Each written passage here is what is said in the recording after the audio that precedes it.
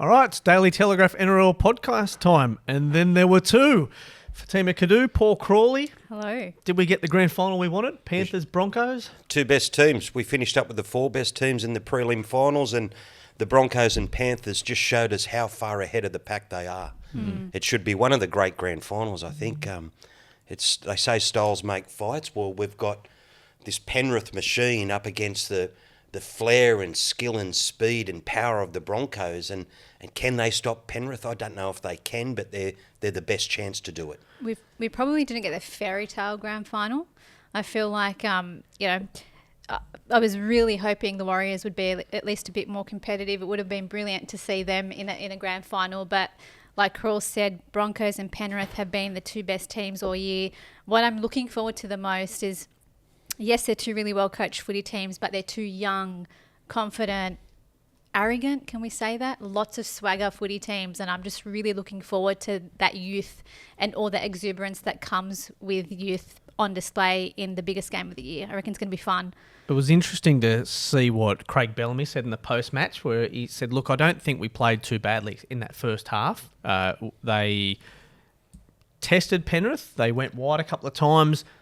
A couple of missed passes. One went behind, one was a forward pass, and they bombed all but one of their chances, was what Bellyache said, and that's the way. And if you look at things, the last loss that Penrith had was to Parramatta in round 26, when the Eels threw all game plan out the window, and, well, maybe this was their game plan. It was throwing the ball around, second phase play, just attack as the best form, because you can't grind a game out against Penrith and expect to win it 9 times out of 10. So the team with the attack to do it, for mine, would be the Broncos. Well, they got the offloads. You saw that with their forwards the other night. Like, they were running like powerhouses, but then they were offloading at the last minute, and they got such weapons. Now, Flegler's playing out of his skin. Haas, Carrigan, all these guys are so good. And then on the back of that, you have the master game manager, Reynolds, who just picks his moments and delivers, exceptional opportunity for Reece Walsh. And one thing that worried me about the Broncos' performance was the fact that, yes, they won so comfortably, but in the first half, the Warriors scored 3 relatively easy tries. And if they had have landed those goals, it could have been 24-18 at half-time. And against the Panthers, you had Selwyn Cobbo took someone out with a silly tackle, off a kick chase, and then I think it was Jesse Arthur's turned over the ball. And those sort of opportunities and those easy tries against the Panthers, they'll kill you. Well, that's where the Broncos have to improve. Well, yeah, if there sort of is any weakness from what we saw in the Broncos, it is on the edges there defensively.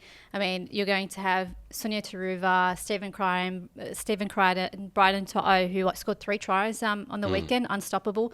So that's probably, if there was any deficiency in the Broncos, that's something that Penrith will absolutely be looking to exploit. I really love seeing Payne Haas and what he did. We all know that he's an elite forward, but there's always been that knock on him that maybe he doesn't have enough in his, kit bag. But I think he showed that he's got more than just a motor. He was, breaking through the line, like Crawl said, the offloading. And I think that's probably the key for the Broncos. Penrith are such a well-drilled, not only attacking machine, but defensively as well. They know their job perfectly, and that is the way to tire out, the Penrith defence with those offloads to make them make those extra tackles. So, yeah, it's going to be a brilliant game. I still think Penrith will be too good. 4th grand final. They learnt their mistake from that first grand final in 2020, and they haven't looked really close to losing one since. So, yeah, I know more and more people, at least over the weekend, are beginning to believe that Brisbane can do it. But I think Brisbane will suffer a similar fate to what Penrith did in 2020, where, even though they're one of the best teams, just that sort of that inexperience in big games, sort of deer in headlights like we saw Panthers in that first half in the 2020 grand final, might be what brings Brisbane unstuck on Sunday.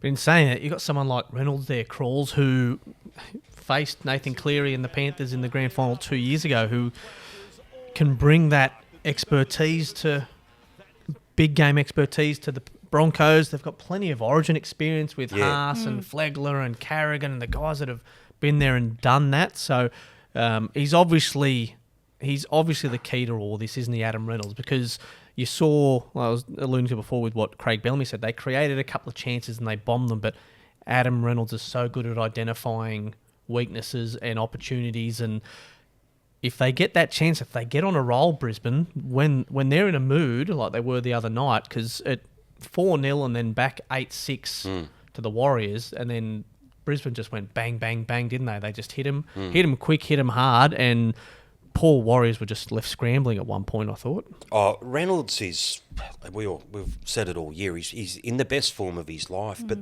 the other thing about it, when you look back at that South Sydney team that got beaten by the Panthers, they didn't have Latrell. And they pushed him to the wire at one point, if I remember correctly. Oh, no, that might have been the semi-final I was going to say, where Reynolds has his foot just over the line. But here you've got a Broncos team that's at full strength and they're full of confidence and they've got their offloads going. It was almost like they went out there against the Warriors and they played a game that you thought could break down the Panthers, but they've got to eliminate the mistakes and the yardage penalties and those sort of things, like you saw with the Storm on the weekend. Early on, was it Seve gave up a cheap yardage penalty, then there was another one, and sort of the Panthers just went bang, bang, bang with ease, which the Warriors did against the Broncos too. Yeah. And that's what I'm saying. Penrith won't allow that many opportunities for the Broncos to score points. No. So they've got to limit them. And they've got to basically try and keep the Panthers to under 20 points. Yeah, which they did was it in round one? They played each other and they won. So that was, I think we saw, even though that was, a long, long time ago now, but I think we sort of saw a glimpse of the way this grand final is going to pan out. It'll be one on defence and probably not attack. So good though, isn't it, having Reynolds at 33 years of age after, the situation at South, and we've gone over it time and again, but he's gone to the Broncos and he's accepted the challenge, and he took over a team that basically was coming off the canvas. And the Broncos and Kevy Walters were brave enough to go and back him when Souths questioned his body and his fitness and his ability to be durable enough to play out 3 seasons. And Reynolds has gone there, and with all this exciting young talent, his footy smarts has brought them together and made them into they could be on the verge of their own Penrith-type dynasty. I'm not saying they're going to win 2 or 3 comps in a row, but they're going to be a powerhouse. And it's such a wonderful story that the homegrown hero from Redfern has gone to Brisbane and stuck it up their arse. Oh. Well, this leads into my point, Crawls. Redfern's favourite son told our colleague Travis Main today that if the Broncos win the grand final on Sunday, he's going to get a Broncos tattoo inked on his body. My first question is where? Is there any room left? He's got a little spot there on his right leg, I think. Number 2, geez, for a guy that you never saw out of South Sydney colours is all of a sudden Southeast Queensland's favourite son now, isn't he? He's just, the Broncos love him, the family's settled there, and it's amazing. But the question I have for you, with this, looking at the pathways of both teams, and obviously the Broncos have always had good pathways, and this team they've got now is largely homegrown. The question mark is, though, Reynolds. He's 33, whereas Nathan Cleary's 25. He's going to be around for, 2, maybe 3 more seasons? Oh, if he's lucky, yeah. Yeah. And so where does Brisbane's premiership window live and die by that, or how much they can fill that halfback role, whether it's Jock Madden, they've just re-signed long-term, and no offence to Jock Madden, he's not Adam Reynolds. Kobe Black's a good young kid coming through the ranks and been seen as the guy that could step up and be the long-term successor, but that's a lot of pressure on a young kid, and which would be a largely inexperienced halves combination, but you flash forward a couple of years and Ezra Mam will have another 50, 75 games under his belt, so... it's that number 7 spot, and that's why Adam Reynolds, for the next couple of years, they've got to be challenging for titles. Yeah, you're right there, Mobbsy. It's a really good point because,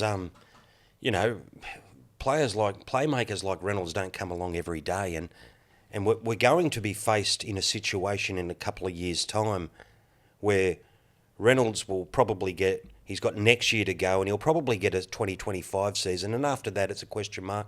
Cherry Evans will be gone by that stage. Sean Johnson, more than likely. We've got to wait for the new generation. I guess that's going to be the thing for the Broncos, like they do have really good kids coming through, but you live in the now, don't you? Yeah. And the now is Reynolds is at his best. You've got Reece Walsh, who's a superstar. They've got guns across the park, and who's to say they can't go out and beat the Panthers? Look, I think the Panthers are the team to beat. They're such a machine and so well coached. But Fatima's point before is the good one, isn't it? They're fearless, aren't they now, Brisbane? Well, that's the thing. So I reckon Penrith have been so good over the last 4 years that they've built that sort of intimidation factor where teams sort of go into games on the back foot knowing how Penrith is, knowing that their chances of beating Penrith are very small. I think what was their win rate? 85%? Other than Parramatta, everybody else pretty much has a losing record against them. But the Broncos are probably the only team that do not have that fear of Penrith, who aren't intimidated by them like other opposition are. So, and again, that comes with, I think, the youth and that sort of arrogance that comes with youth and the confidence that comes with being, Reece Walsh, and everything you touch turns to gold. And, it's not just Reece Walsh. You look at the season that Kotoni Staggs has been probably one of his career best season. Herbie Farnworth's been, going really well. We talk about Payne Haas and Pat Carrigan, but haven't touched on how well Flegler's been for them as well. So they've got a lot of good things going for them, Brisbane. They do. Crawls, you mentioned this today in the tackle. Penrith's subtle kick delay tactics that come through in games. And obviously, as you touched on, that Wayne Bennett brought this up a couple of years ago around Penrith, and Ivan Cleary declared that the game needed to do better in protecting kickers. And I think the rules, if you get to a kicker a second late these days, you'll be penalised for anything. But they don't mind poking their butts out or just a little sort of side shimmy that doesn't seem to get picked up. What's your take on it? They don't need help, the Panthers. You know what I mean? They're such a good team, and they're so disciplined, and they don't do much wrong. But there's a couple of instances there where they are pushing the boundaries and the refs aren't picking them up. And I do think we've gone overboard with the protection of the playmakers. I know that it's a safety issue and you don't want the stars of the game, the top stars of the game, getting injured. But you said it, Fatima, it's almost got to the point where they're untouchable. And if you can't even put kick pressure on, well then Nathan Cleary's just unstoppable. Like there was a time where it went too far, but you think back to Joey and Thurston and Cooper Cronk, they used to get their ribs knocked out time and again, and it was a war out there, and it was their courage that had to get them through. And at the moment, I just think that we've gone too far protecting the playmakers, and you just got to bring a little bit of that edge back, it evens the contest up a bit. Other than that Yo example, did it happen more than once? I only noticed it a couple of times. And I'd barely noticed that Yo example when it happened. It's so marginal. It's almost, they've got it down to an art. Yeah. They have. But see, I watched that again and again and again, and I was like, is it illegal? Is he moving? It's almost so subtle that you can't even tell that Yo is moving. So, is it illegal or is it just barely okay? And if it's just okay, then good on them for, figuring out these tiny little 1%ers in the game that just about nobody else notices, but makes all the difference because, as Crawl said, makes someone like Nathan Cleary untouchable. Well, but they do it in so many areas. Like you talk about their discipline is first class. Yeah. And their attention to detail and all the little things that they do in so many areas that push the boundaries. But they do it as a collective group that little indiscretions don't necessarily stand out to the refs. Yep. And you saw it even with Storm on the weekend. There was some moments of, I thought they were nitpicking penalties against the Storm, but they were clear indiscretions. And they were penalised, but sometimes it doesn't go both ways. But maybe it's the Panthers' attention to detail that probably protects them from the referees. And like you said, it's their professionalism that gets at that. Yeah. Well, there was a moment in that game where I think it might have been Trent Liero who might have been off the mark, and Nathan Cleary was at dummy half, and as soon as he picked up the ball, he pointed at Trent Liero just to let the referee know, like, look, this guy's he's off the mark. And it's things like that also gives them the advantage. And I think it might have been Andrew Johns yesterday who said, is Nathan Cleary is like he was refereeing the game and joked potentially we're seeing kind of the next Cameron Smith, unfold right before our eyes, because he's so well studied. Not only does he know every single rule, he just is always aware and knows how to make sure, like you said, those penalties go in the favour of his team and not the opposition. Yeah. What did you make of Jarome Luai's return? There was questions beforehand about whether he came back too early and the risk of re-injuring. Made 14 tackles, missed only one, charged the line a couple of times, got an early mark at the 58th minute mark after Penrith had put the game to bed. But I tell you what, that's a massive boost for them. Yeah. And, was the line, tell them I'm built different. It's tell the doctor I'm the built swagger. Yeah. There's no doubt. I mean, even Ivan, leading into that game, said he sort of like woke up in the middle of the night thinking, oh my God, what am I doing? Like believing the headlines that everybody else was writing about how it's too soon, he's not ready. But clearly, he was ready, at least for the 58 minutes that he played. The one that sort of went under the radar was Izack Tago, because he was coming back from quite a tricky injury as well, a pec injury. And I think there was that, the first try to Justin Olam, he looked quite tentative in making that tackle. So I thought, maybe the story is actually Tago and not Luai. But Tago got better as the game progressed and he got through, and so did Jarome. And, we don't really know the extent of how bad Jarome Luai's injury is. I'm assuming that... I don't know whether there is a risk there, but the fact that he came off before the 80 minutes when the result was done would suggest that, that Ivan is sort of wrapping him up in cotton wool. Yeah, well, as you should. And, I mean, if he's anything like Cooper Cronk, we'll never know how bad that injury was, because he doesn't like talking about that fractured scapula from the grand final a couple of years ago. But, yeah, I thought he gave it a good test workout, and the game was done by that point, and that was it, so let him go. Thoughts around some of the forward performances on the night, Crawls? I thought Liam Martin was terrific again. Jeez, he's added that attacking flair to his game that I thought was needed. And then what about the Storm? They started with Nelson Asafa Solomona. They saw that it was going to be a heavy introduction to it, but gassed after 15, taken off after 15, 16 minutes. And Craig Bellamy said, what was the line? It goes, I think Nelson was looking for a break. So Nelson finished with 5 runs for 34 metres. Yep. The Storm pack was monstered. Fisher, Harris, Leota, Spencer Leniu off the bench.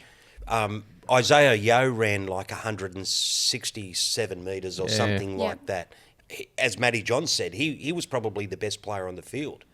They're such a unit, and that's going to be one of the great battles in this grand final too. Is you've got the force of the Panthers, who take a backward step to no one. Look at the way that Leota went out in last year's grand final and absolutely went after. No, but that's what. And then you've got the belief and confidence and arrogance. No, I don't say it's arrogance of the Broncos though, but guys like Haas knows he's the best prop in the game, or thinks he's the best prop in the game. Flegler's as tough as they come. Carrigan, who may not have played in a grand final, but he has that, you can see when he goes out there on the field, he has that confidence about him because he stood up in Origin. He's won a Wally Lewis medal. He has belief in the big games, and they're a powerhouse pack. It's going to be such a great contest. The Panthers, though, they're the benchmark. Yeah. They're the benchmark, and it's up to the Broncos to rise to the challenge. Yep. Just on the Storm still, do you think that their salary cap, does their top 4 strategy work? They invest heavily. I know they were missing Ryan Pappenhausen, and a fit Ryan Pappenhausen changes the complexion of that game, but do you think their 1, 6, 7, 9 heavy investment sets them back with depth in other areas in that lineup? you can't be too critical of the Storm because they finished top 4. And they finished top 4 with basically without playing with Pappenhausen for the season. But when you put them up against the Panthers and the Broncos, they're not in the same league at the moment. They haven't got the depth in the forward, losing the Kaufusi and the Bromwich brothers and their middle forwards, aside from it's Nelson, haven't got the punch that those two other teams and their centres is a big problem. And no, their salary cap has been out of shape because they're relying on the key stars who aren't getting on the front foot because their pack is getting monstered. Yep. And that's the problem for Bellamy. I don't know. He's so good. He'll find a way to fix it, but he has to find fresh talent to come into that side because at the moment their talent, aside from those 4 players, just doesn't rate. Well, look at the Broncos and the Panthers. It's not in the same league. No. And Fatima, you've done some work looking at the Storm's pathways and that before. They've got Flegg coming in. Flegg's in it at the moment, isn't it? Harold Matts and New South Wales Cup there, which I think will be really beneficial to them in growing their pathways. So because if they are going to be so top heavy in their salary cap with the spine, then they're going to have to develop players outside of those 4 guys that can help them maintain that success. And I have spoken to Frank Panisi a lot about this, and they're confident in their big 4 strategy, I guess. But and now Craig's been quite open about the fact that losing Brandon Smith, Who's the other one? the Bromwich brothers, Kaufusi, probably left them with a bigger hole than they anticipated, and they just haven't been able to make up ground. There is one kid that they've got there. His name is Jerry Musu, young forward, Victorian. They've got a lot of hopes for him, but he is only young, so it's still a couple of years before they see the fruits of that pathway. So, and I know that they are looking to recruit in the forward pack, but again, it's about, they're going to have to really, really lean on that money ball approach where finding, a value for money buy, because so much of their salary cap is tied up in the spine. Yeah, well, you saw at the weekend, missing Pappenhausen, missing Xavier Coates. It's basically 1.2 million of your salary cap gone, and that's going to make it tough for anyone to come try and beat a team like Penrith. But as Crawl said, I think they're just that rung below, and they finished top 4, which is a great achievement. Parramatta went from grand final to out the back door, didn't make the 8, having lost similar type of talent. The Storm to finish top 4 is amazing, but you're now trying to get up to that extra that premiership level. The Broncos seem to have got to at the moment. They've got so much talent though, the Broncos, mate, haven't they? Like, Cobbo and like you said, Herbie Farnworth and Staggs and Ezra Mann. Like, it's just this unbelievable nursery of talent, which, then you without mentioning names and pointing out individuals, the Storm haven't got that level of talent at their disposal, and they've got to go and find it. Maybe they've got to give some of these young kids opportunity like that. Fa'alogo and Fa'alogo, and they then don't have the same people. strike. Yeah, they don't have the same sort of strike that Penrith and the Broncos have at the moment. Yeah, absolutely. And they've got their pathways with Sunshine Coast Falcons, and then from next season North Sydney Bears. Geez, a year ago, Jacob Preston was playing reserve grade for North Sydney Bears. So in a different world, there might be another one of him through there. So that may help a little bit as well. And obviously, they're targeting the Pacific Islander population down there in Victoria as rugby league types to try and come through and build that. So it's the challenge. But for a team that's made how many preliminary finals? 15 preliminary finals, and it's a remarkable achievement. But at the moment, I think we sort of saw at the weekend where they were in regards to the better teams. Yeah, I think it's more of how much of a regression are they going to experience until they can really bear the fruits of everything they're doing in the pathway. So, like knowing Craig Bellamy, he did lose 4 forwards, but they still finished top 4. So maybe there is no regression. But the next step that they need to take to become a genuine premiership force again, that really might depend on how well they're able to develop some of the good kids they've got coming through. And let's face it, Munster didn't have a good final series, and Harry Grant's playing erratic. You talk about the hookers of the year. He's nowhere near it. I don't believe so. Like and we all know he's the best hooker in the game, but he hasn't been playing that way. And I do question playing Harry off the bench. I think it sends him into the game where he feels like he needs to do something in a split second. Looks like he's trying to too hard. Too hard and make that match-turning play at the very first moment. Yeah. And he's not settling into a game and just waiting to pounce on his moments. It's they play erratic. Yeah. And he leads the charge. Well, we've got Dally M's coming up Wednesday night, Crawls. He's nominated for Hook of the Year alongside Wade Egan and Appy Coruscant. Where would your vote go? Oh, I think, look, Wade Egan's been the most consistent footballer of the year. Appy Coruscant had an outstanding season also with the Tigers in a team that was, the worst in the comp and finished with the wooden spoon. Appy Coruscant is challenging for the Dally M Hooker of the Year. In my books, I think he was absolutely outstanding. But look, Egan, the unsung hero in the Warriors team this year, and probably deserves it, but I wouldn't care if Coruscant got it either. Yeah, it's a tough one because you're looking at the same thing.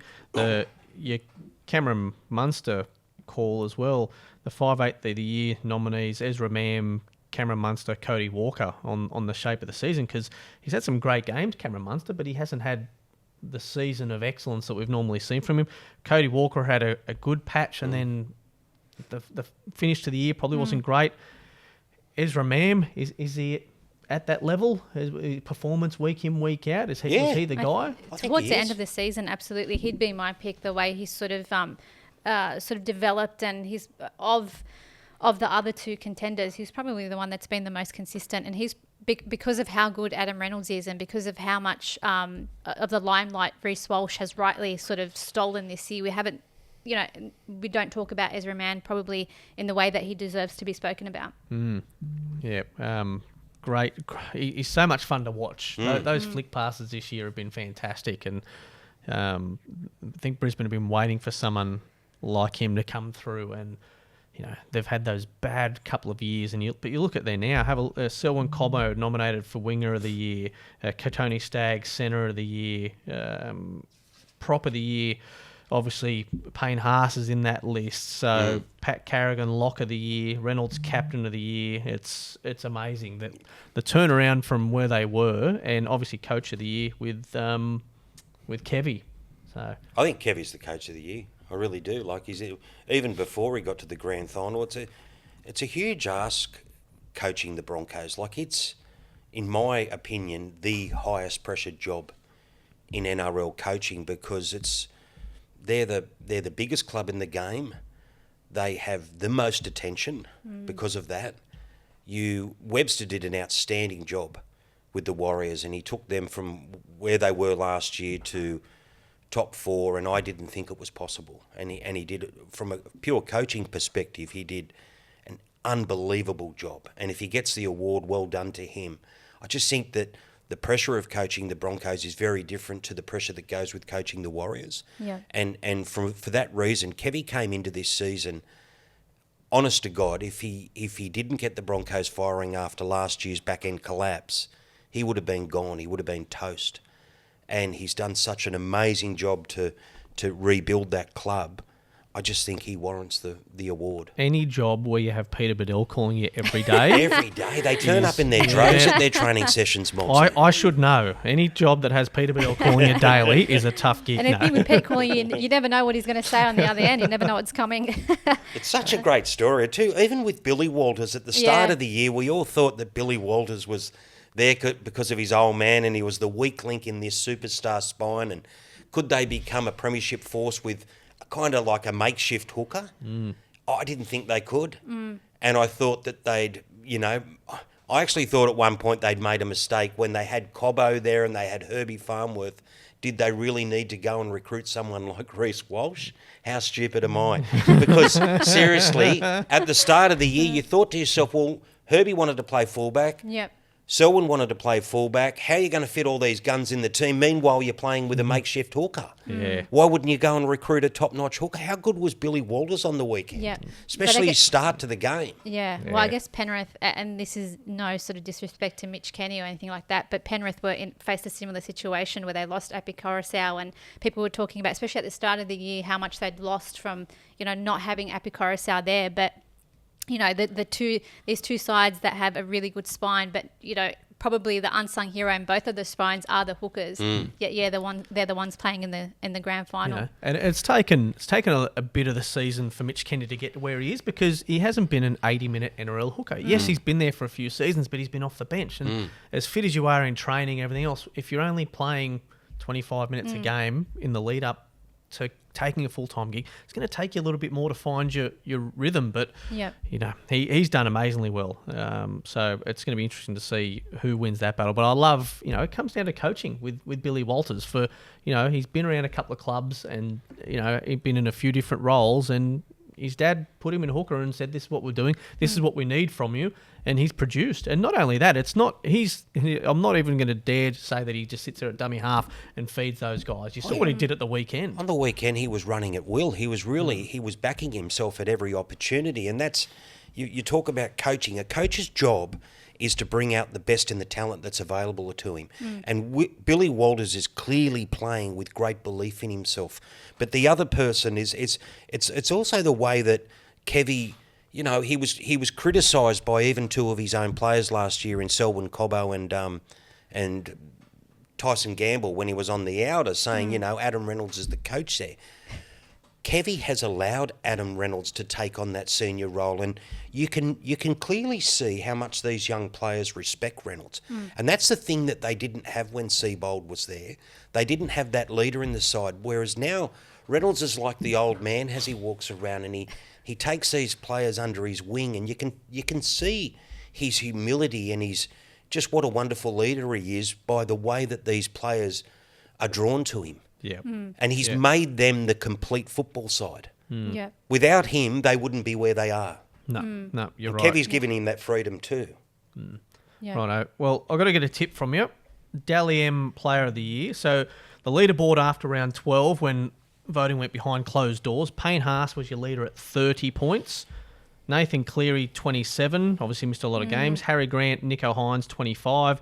Reece Walsh, 24, but ineligible. Latrell Mitchell, 23. Is he ineligible as well in that list?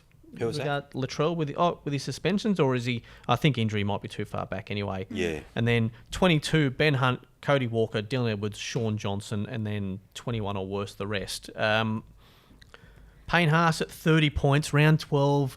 You head into Origin, so you're competing against the best of the best for some Dally M points during the Origins period. You miss a little bit of football. Sean Johnson's 8 points behind.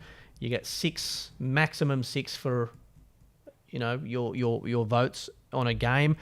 Is there enough of a lead? Can Payne Haas become the first prop to win that one in however long? Have we had a front rower? Jason Tamalolo was a middle, but front rower, I don't know if we have. I think one. What will happen? Gav Miller is a forward. They've had a few forwards, and they've had quite a few dummy halves, but I don't know if they're. Jason Taumalolo was the only middle that I can kind of remember off the top of my head. Yeah.